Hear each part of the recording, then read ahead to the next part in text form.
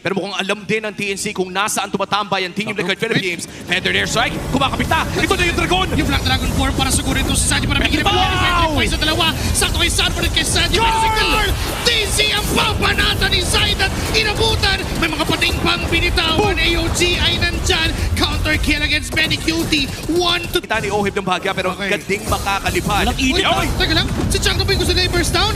Tinamaan ako ng breakable pero napagamit na revive na Saida. Goes in. Hinahanap niya si Sanji pero nandun sa loob ng pader kaya di niya maabutan. Ngayon may AOG habol na magmumula sa TLPH. Nandiyan na rin yung Dragon. Nilasan sa Neymar. May mga pating pa na magmumula kay Benny Cutie. JP ang namatay.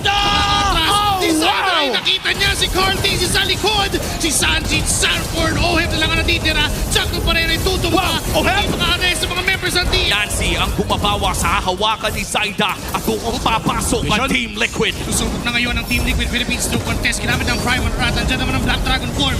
Retrihan, 50-50. Si Chuck tumba. Retribution na lang kailangan at si Saida pa rin ang makakakuha ng objective ngayon. Hahabol pa ang Team Liquid Philippines. Susubok pa silang pumatay sa nagiging target. Inala ni Sanford. Pinigilan ngayon.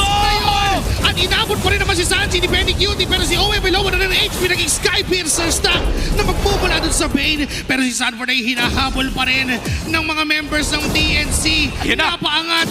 Inatras. Manage yung mga minion waves. My lord. Sa baba ngayon. Carl? Di ba rin nandyan? Dinepensa ang dalawang member ng TLPH. Black Dragon 4 may nagamit na si JP. Ay namura.